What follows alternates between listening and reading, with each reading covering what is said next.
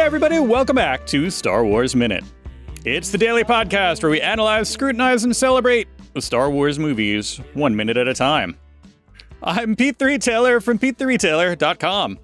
I'm Alex Robinson from AlexRobinson.fun. I am Paul F. Tompkins, one of the hosts of the Pod F. Nopes. I am Paul F. Tompkins.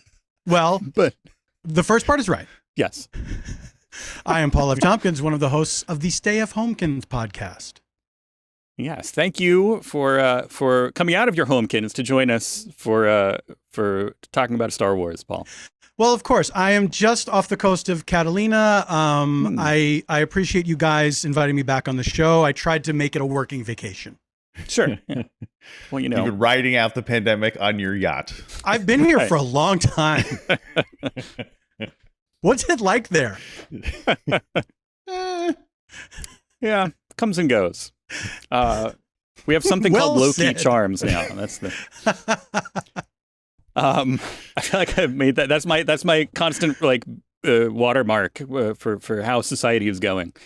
We were joking a week or two about something, and it was like, "How's it going?" Well, we have something called low-key charms now. It's a. If you can judge anything about that, they're mashing up the monster cereals this year. So I don't know why. Yeah, all my notes on society are breakfast cereal related. So can I look? We like to joke around, but are they seriously mashing up the monster breakfast cereals? Monster Mash. It's coming out in. They're just doing that now. I know, right? I think it's for the 40th anniversary, 50th anniversary, whatever it is now. I guess 50th anniversary. Okay. They're doing Monster Mash. Of the song or the cereal? It's a tie. It would be great if it came with a little flexi disc, But I cannot imagine that would taste good. Maybe they spent this long trying to figure out, I don't know, how do we make, all these flavors work? Well, if we have to include Fruit Brute in here, but also chocolate, can't all be good together. So maybe it's just took 50 years of balancing the flavoring just right. Yeah. Yeah. Fruit and chocolate don't belong together, and I'll die on that hill. And let me tell you something. If you invite me to your wedding and that wedding cake has a fruit layer in it, your marriage is doomed. I'm calling statistically, that is statistically proven. I would love to know the stats on that. How many marriages crumbled that had a fruit layer in their wedding cake? Get those Freakonomics boys on that. They'll take care of it. It's cause and effect, maybe. What's that? Anyway, well, spurious causality. There's some website that does good. It'll find graphs that kind of match their rough curve, and post them together to be like, see, and it's just it's stuff that has nothing to do with each other, but because the curve vaguely is close enough, it's just see, right. The price of carrots went up, and at the same time, the number of drone fatalities went up. Exactly. And so it's it must be a connection there. Anyway. Is this the gang working on the monster cereals? We'll see. Well, we'll also see what happens in minute 106 of Star Wars Episode 8, The Last Jedi. 106 starts with Kylo Ren igniting his lightsaber. And it ends with Rey being drawn to one of the Praetorian guards. She finds herself just drawn to him. That happens. Yeah. He's a man in uniform. He looks cool. He does. I will say this up front. This upcoming laser sword duel, it's not quite a duel because they're not fighting each other. They're and some nerds get angry about that there's no true lightsaber duel in this entire movie. But this is one of my all-time favorite Star Wars bits ever. This fight here ranks with the top anything from the original trilogy and prequels, whatever. So could not agree more. Yeah. Right. And also lightsaber fights. you've seen plenty of them. Do you know what I mean? Mhm. Yeah.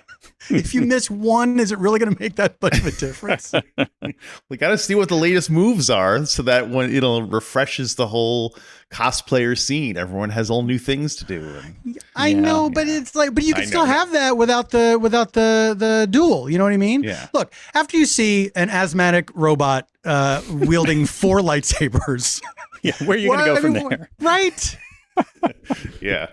That doesn't make sense. It's it's definitely up there, and it it's a good balance. I think that's what makes it a more interesting thing. Like Paul just said, like you've seen a lightsaber duel, you've seen they can mix up the moves a little bit, but it's going to be the same unless you mix up the dressing of it essentially, and you The way change they're the facing. cool the visuals, and one of the reasons why the Empire Strikes Back duel is so iconic because that the visuals are constantly kind of they're stark and very very memorable in terms of the silhouetting and then the lighting, the dramatic lighting with the orange and teal stuff going on in the chamber and all that. I also think that. Sorry. No, go. I also think that the fact that it's just 2 of them taking on this whole big group in a sort of claustrophobic space adds a new wrinkle to it, instead of like some big gigantic battle where there's like hundreds of people and it's out in a field and whatever. This is like it feels way more immediate and less CGI. Like they're fighting people, and it's the choreography of it is really terrific and fun. I love this. Yeah. They're fighting people. I love it. But speaking of the choreography, when you go through this is one of the perils of doing a movie 1 minute at a time. When you go through a minute and watch it intensely over and over again, Yeah. it really makes you appreciate how little you notice that there's just guys standing in the background waving sticks around to make it seem like there's fighting going on. But yeah. So, but they really, because you really have to look at it. It's a special talent, I guess, to be able to do that. To like come up with a lot of stuff that looks like a lot of guys are fighting, but it's really only 2 people fighting and other people like standing around, It's an endless film conundrum because we want to see these battles, but it is like, why wouldn't they all just go at once? Of course, that's what would happen. Of course. Right. Yeah. But, it's, what are you going to do? Or you think they would at least have tactics or saying, all right, so if 2 of us are fighting one guy, let's team up in ways that effectively uses that. Like, I'll squat down beneath his legs and you push him and we'll just stab him with Yeah. But no. I noticed that there's a couple I first had it noted for tomorrow actually, but there really are like it's fun to point out the guys who are just kind of standing there spinning or whatever while this other thing is going on. They're like over by the wall just spinning with their sword. Which maybe it's it's a way to psych themselves up. Mm-hmm. Like Popeye winding up his face. Yeah, exactly. You can hear that kind of dynamite like as they start going. Before the fight actually starts, there's almost one of these little Avengers type minutes where it's like doing the comic book cover of them. Mm-hmm. I really love the way it looks. It's like they're back to back and it has like a symmetry to it, and it's all reflected in the floor, so it's like double. Yeah. So really like a beautiful composition there. And the have we ever seen that, like that slow motion pause kind of thing? That's so. I guess like Zack Snyder is the king of that thing now. So, Right. Yeah, I don't just think call we've it seen the it in Snyder Star Wars shot. ever. No, I I don't mean, think it so, is notable because right? it's very modern, but not, this is a perfect example of, not all modern stuff is bad in your Star Wars. Like you can mix in the modern language of film into stuff and still keep it Star Wars, but you, it's a living, breathing, it's like language, it evolves and it grows as we go. Yeah. But and like language, there are still people that are clinging to outmoded ways of speech where it's like, we all know what that means now. We don't have to like, you know what I mean? You don't have to be a stickler for Like eventually it all falls away. Prepositions at the end of sentences. That's actually fine. It doesn't matter. It's all about communication, and if you are communicating the right thing, then it shouldn't be an issue the way you say it. One of my biggest pet peeves is adults correcting other adults on grammar. It's like, you don't need to do that. I think this person knows, and I think there is such a thing as colloquial speech, and it's just this pointless pedantry that spills over into a fandom sometimes, where people are like, this isn't exactly like the thing that I remember it being. I want it to be a certain way. That's one of the reasons I love this movie so much, is because I grew up with Star Wars. Like I'm old enough to have seen all of them in the theater multiple times. And so I loved this. This is my favorite Star Wars movie because I did like so much of the modern stuff that he brought to this, and I liked where he went with the story. It was unfortunate that it all got erased in the next movie, but I really enjoyed the themes and the messages that he was putting into this, and it was fun to have a Star Wars movie that didn't just feel like, I felt like Force Awakens, great, we checked all the boxes, we're back, here's new people mixed with old people, great, now we're going into the next phase of the story and we're going to change things. And then after that, it's like, this has always been a story of Skywalkers and Palpatines or whatever, and it's like, has it? So yeah, it really, and there's hope for the future still, as they're going to keep making more, and hopefully they do, not always take the wrong lessons from, especially online criticism and stuff like that. That it seems like they are moving forward and not at the same time, in a sense. That there's with Disney Plus and all kinds of other stuff, it allows them a little bit of leeway to be like, okay, do you like old but not old? Wait, what about this? What if we make it kind of newish but also very familiar? They're tweaking it. So hopefully there'll be, there's still room for experimentation, but it might be a little while before we get it on the big screen like this. Again, it's kind of it's kind of interesting that Star Wars is almost like its own thing in terms of, nerds get mad about every movie that's coming out, no matter what it is. But like Star Wars has had, like, it's never been rebooted. It's like the only thing that's one continuous story. No other franchise really has. I guess Star Trek technically is, but they've had multiple casts, and people still get mad about that anyway. But so Star Wars is really almost like the most like conservative of the, like, not in terms of politically, but in terms of like its own, myth and everything. It's like one true story that is, now like Spider-Man, we know if it's something we don't like, the next one they'll change it. It'll be something different. Maybe I like that one better, but anyway.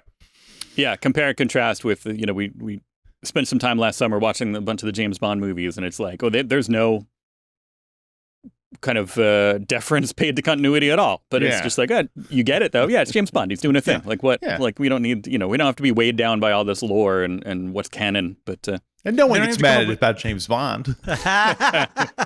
I like how James Bond, they don't even have to come up with new stories anymore. They're just like, well, let's go back to the beginning. Like, same dudes, different faces, but now everybody has cell phones.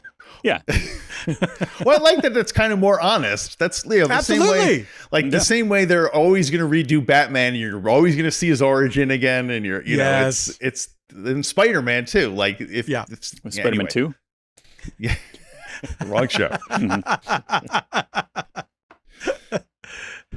Well, I wanted to, while we're here in the beginning of the throne room bit, I wanted to give a shout out to Tonchi Zonyich, which sounds like it could be one of the characters in the movie, but no.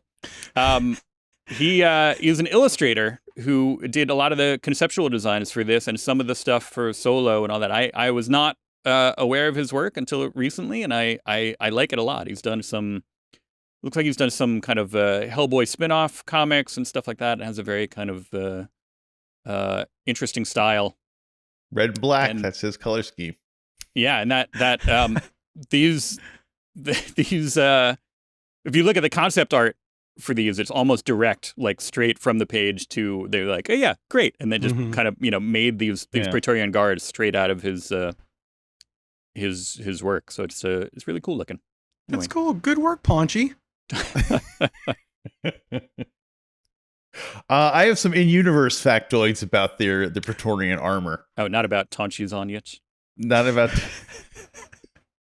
I keep thinking. Anyway, they're apparently, if you'll notice, this is armor that can deflect lightsabers, something we haven't really seen before. Right. So, the price for that is that the armor is very heavy to wear and ultimately very painful for the guys wearing the suits. Like which seems to me like you probably don't fight that many guys with lightsabers, so like having to wear those lightsaber painful suits seems kind of like overkill. Right. I guess if you're guarding a lightsaber guy, then the lightsaber guy is going to say, you know what you need?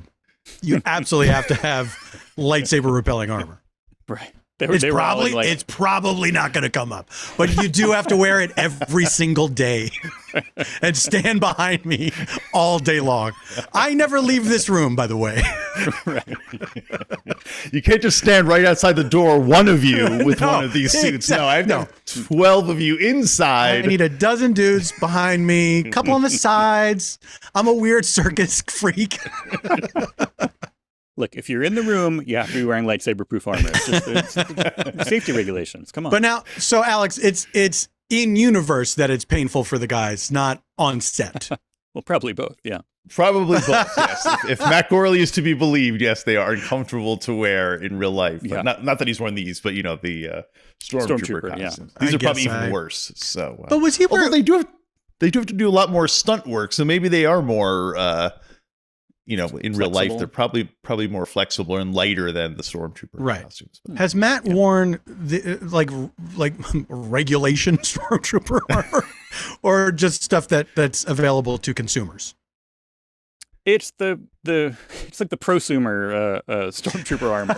He's got the. It's not the just kind of straight off the shelf one. It's like you go to your armor dealer and you're like, I would like this, and they see what they see what size you are, and then it takes a couple of weeks, I think, for them to get it to you. Well, if it's bespoke, there's no excuse for it to be uncomfortable. Well, still, they pride themselves on their accuracy. So in order for it to be screen accurate, I think it has to be uncomfortable in certain places. Yeah. I want to hear from some stormtroopers. Hey, if you were a stormtrooper and it was uncomfortable in that armor, we want to hear from you. Dial 1 for yes and 2 for no. We're just going to get a bunch of voicemails that are just like, beep, beep. Yeah, exactly.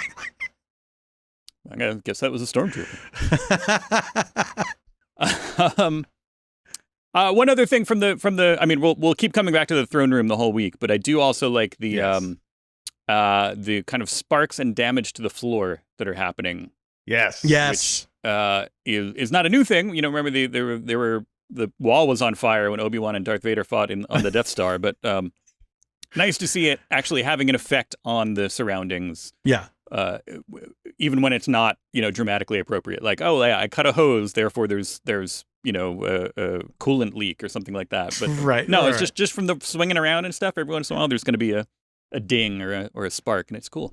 And it felt really like, for lack of a better term, real. It felt visceral, and it felt like, accurate, I guess. Like it didn't seem like a convenient thing, like you say, when you slice the hose in half and all the dry ice comes out. It felt like, oh wow, that thing really does damage. It doesn't just slice hoses. It puts grooves in a floor.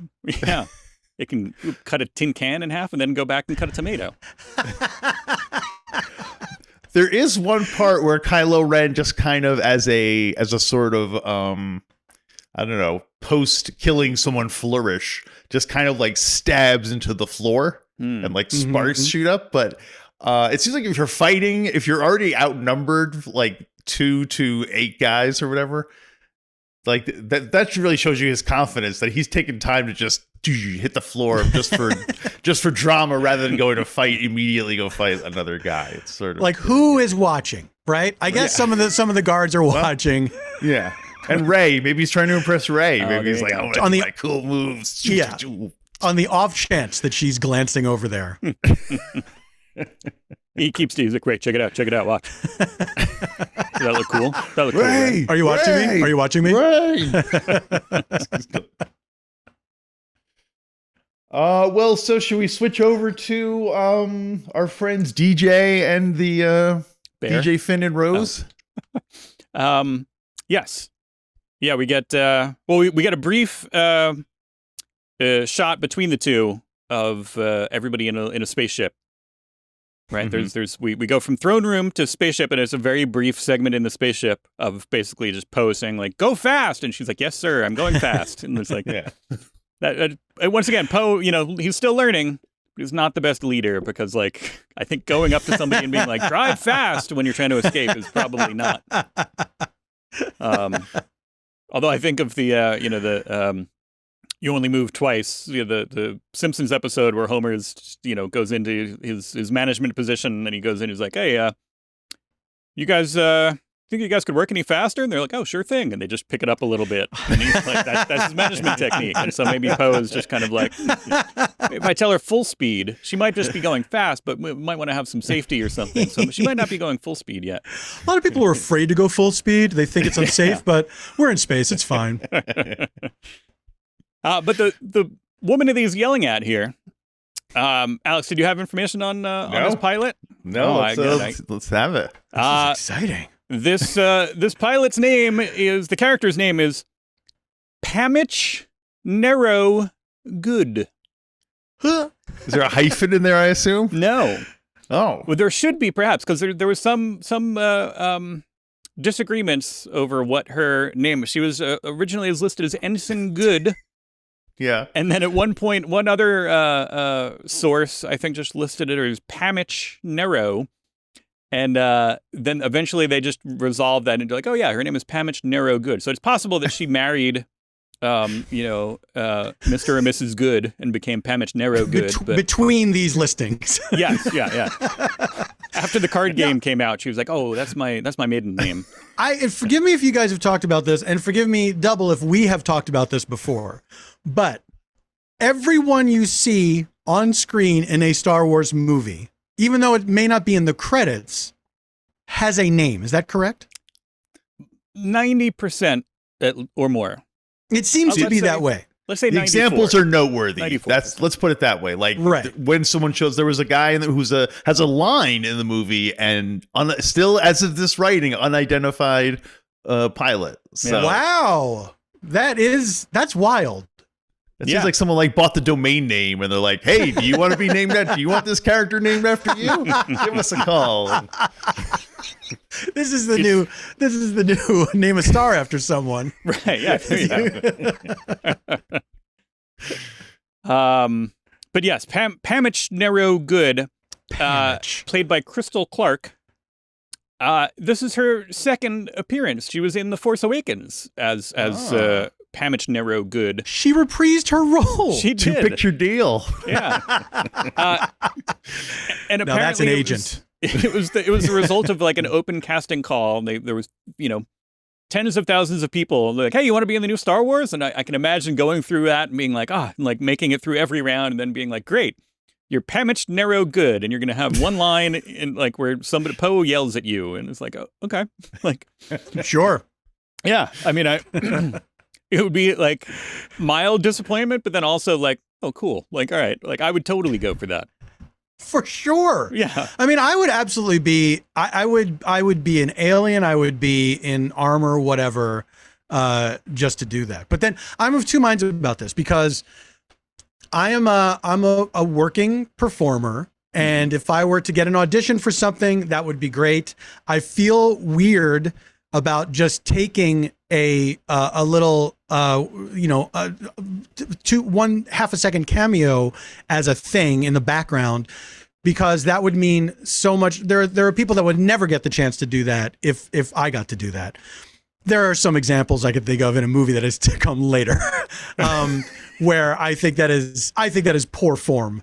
But I understand it. If you're a director, it's your show. You do what you want. But I do think that as much as I would love that, I guess I would rather like do it through legitimate channels than if I had a favor from somebody. Right. You want to be a Star Wars on your own merits. You want them to be like, you know who's great for this? Paul F. Tompkins. I just want to always know that I'd be good enough to do it. Well, because like we were wondering, like I was thinking, it's weird to me in a way that Patton Oswalt has not been in an MCU thing. And we were speculating like, well, maybe he knows at some point he will be, because it's like inevitable. Well, yeah, like, but he's kind of like holding out. Obviously. He doesn't want to be. We don't know what happened behind the scenes. Do you want to be Iron Man? MODOK or nothing.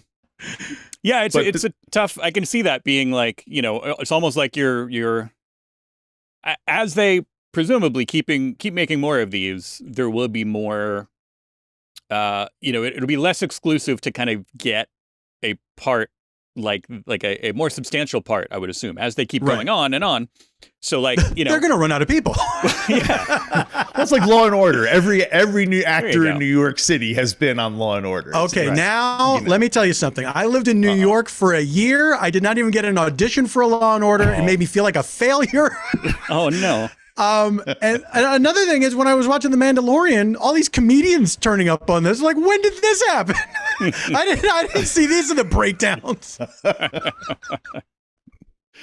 Yeah, you got to get in on that. Oh, I'd love to. My father-in-law, who's an actor, now retired, but he was on at least 5 Laws and Order. I love that the most, when people are just coming back as various characters. They're the judge, they're the criminal. Yeah, exactly. Yeah, there's some very old school, very like Columbo or like, you know, like right. Nobody will notice that Tibor was also Giordano. It's fine.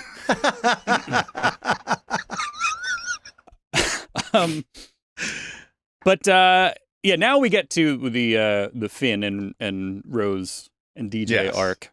Mm-hmm. And we do. Finn is very upset. He calls DJ a murdering bastard.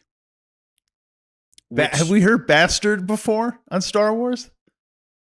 I'm trying to think. I don't recall that. I think is this the dirtiest word that's been uttered in Star Wars to date? in English. There's been some, good point. R2-D2, of course, famously curses all the time. Other people reacting to him. Why would you program that into a robot? And partner him then with the most easily offended robot in the entire galaxy. Yeah, exactly. But you know, opposites attract. Yeah, it's true. It's true. It's the way they work together. A lesson for us all. What does DJ say to? So Finn says, "You murdering bastard." Right. And what does DJ say? Take it easy. Big F. BF? Big F? That's I'm only going to refer to Finn as Big F from here on in the film. Big F. Big F. Now that's a modern touch I don't enjoy. I could have done without Big F. Take it easy, Big F. Well, I thought, because didn't Han Solo call him Big Shot or Big Deal? Yeah, well, Wasn't that his nickname? He introduced himself. He was like, I'm kind of a big deal in the Resistance. And so then Han was just like, all right, here you go, big deal. Like, that was organic, and that was between Ken and here, it's just like... something about Finn just radiates to be taken down with a big something insult. Yeah. It's just, he can't help himself. But then his line after that, so, you know, he's like, all right, take it easy, Big F. And that, you know, hey, they blow up. You blow them up one day, they blow you up the next day. You know, that basically that his stance of like, yeah, it's all the same, you know, don't join. Yeah. That's his thing. It's his acronym. Is that true? An acronym? Is it an acronym or an initialism? Initials, yeah. Initialism. Yeah, you're right. My apologies. Yeah. I don't mean to be an adult correcting another adult on grammar, but don't sweat it, Big A. You did ask. Yeah. Oh, that's the worst. But you know, totally, like, he does sound, you know, it's a theme, and it'll come back not from DJ too, and there's an interesting kind of underlying thing of like, yeah, these are, you know,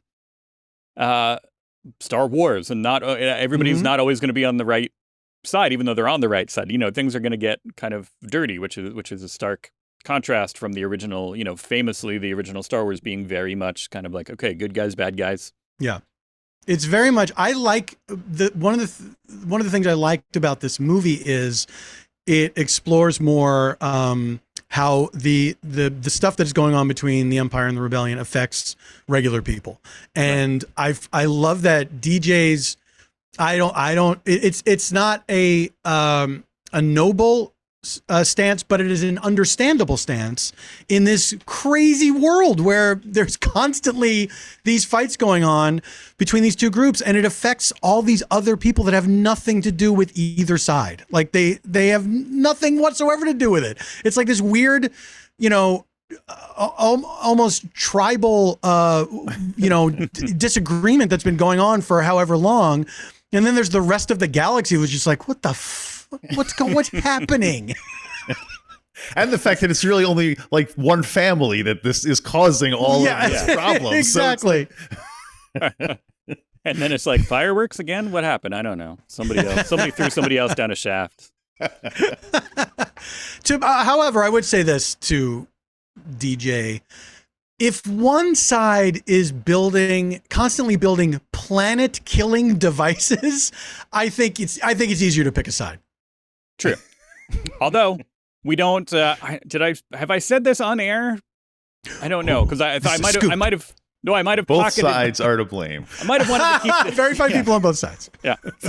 No, I might have wanted to keep this in my pocket for a potential story pitch, but I love the idea of like, both of these sides are at war, and based on what we saw in Rogue One, they will often, even the rebellion will resort to tactics that we might not find agreeable.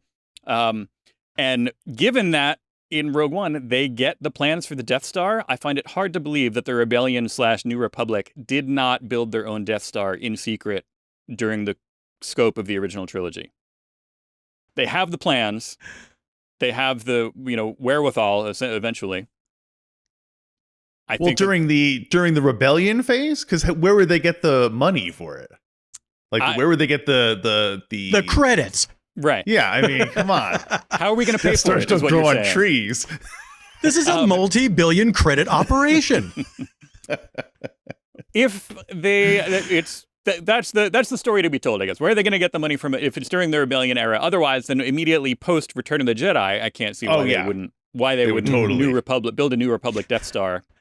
Totally. Freedom Star, you mean? Yeah, exactly. The Freedom Star. But, yeah. That's neither here nor there. While we're still on DJ, I also his line in response where Finn is like, "No, you're wrong. Like everything's this means there's meaning behind this," and he just kind of looks and he's like, "Maybe." That is something that I find myself low-key quoting all the time. Like when I say, like, if somebody will, if I'm responding to a question and I say maybe, I'm saying it like DJ and nobody knows except in my head. Just like, a couple of weeks ago when he when he was escaping prison and they were like, all right, hands up. And he's like, yeah, man. Like I mix that into my vernacular a little bit. These little things that I'm just kind of like low-key quoting DJ, being like, maybe. Now I wish it had been one of the lines he had chosen to stutter, because then it would be more obvious that it was if you were doing him. If you were like, I don't think I would have done. I don't think I would mix that into my vernacular. Not. Oh, so you're saying the fact that they're not stuttering lines, makes it okay. Why did he have a stutter? Did Benicio del Toro have a stutter in real life at some point? He didn't, right? Because I remember trying to look this up because it was such a curious character choice. Yeah, and I didn't really get it. And I guess was it to make us trust him more? Have you guys discussed this already? I'm so sorry, but a little bit, but we haven't gotten to the bottom of it. So there's very little concrete. It's all speculation. So yeah, feel free. Man, it feels like a thing that he thought. He had some reason for it. He shows up to set and he's doing it, and it's too late. It's like, okay, I don't know. Oh, I guess I gotta let you do that. because you've been at this longer than I have. I'm probably not going to be able to talk you out of it, and I don't want to have to go over your head to the the people in charge of the franchise or whatever and say, can you tell him not to do this? Bold choice. It almost feels like I almost picture like any big star who shows up in a Star Wars, like they're like, well, what do you think? And he's like, hey, what if I do a stutter? Like it's just like, as an actor, they're going to want to push it. Well, I'm eating an apple the whole time. And, doing all these like actorly kind of like, bit. And he has a lot of that stuff. He's constantly picking stuff out of his hat and fiddling with stuff. So I can see that as being just part of the choice. And then they're just kind of like either too starstruck or, some actors love business. It's true. Yeah. They love, or it's like something like The Love Guru, where they're just kind of like, yeah, this is so awesome. And then once they're like when they're seeing it like in real life, they're like, oh my God, it looks different on film than on set. Is this what we shot? We really should have watched this movie closer before we. What's so funny is that after The Love Guru, Ashton Kutcher still did that commercial for Pop Chips. Where he was essentially being the love guru. It's like, did you not get the word that people did not like when this happened? Maybe he was counting on the counter backlash, once everyone admitted that it really was actually a pretty funny movie. Well, I hope I don't live to see that. Interestingly, we've heard from a handful of listeners who do stutter and have said that they liked.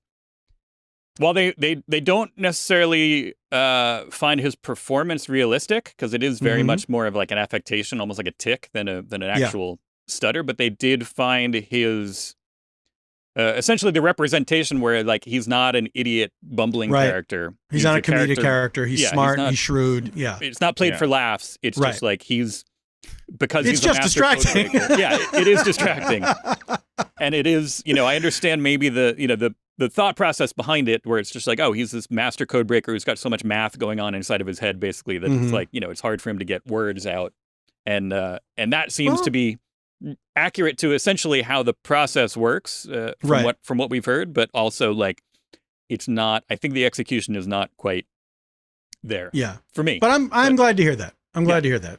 I feel sad for stutters that they're so desperate for representation that even though like he's basically a bad guy, they're like, oh, it's good enough. He's competent. That's good. Yes. That's a step in the right direction. So, it's like, anyway. Yeah. So hold out stutters. Heroes. Yeah. More stuttering heroes is what we need. So, well, this, I think all of this stuff kind of continues into tomorrow's notes, right? We have more of the throne room, more of the everything. Paul, can you come back tomorrow and talk with us again about more of this movie? Yeah, I'm supposed to sail back to Los Angeles, but it shouldn't be a problem. Okay. Yeah, so we can. We'll do our best to accommodate. I don't know what the No. By that time I should be home. Everything should be fine. So count me in. All right. Well, listeners, if you are, let's see what. Well, if you want to call us and let us know if you have Stormtrooper armor and or have they made replica versions of the Praetorian Guard armor? Probably. Have you cosplayed as a Praetorian Guard? It's possible. Call us, let us know. Our phone number is 8DayGreedo, and if you leave a message, there's a chance that it'll end up on a future episode of Star Wars Minute. Star Wars Minute.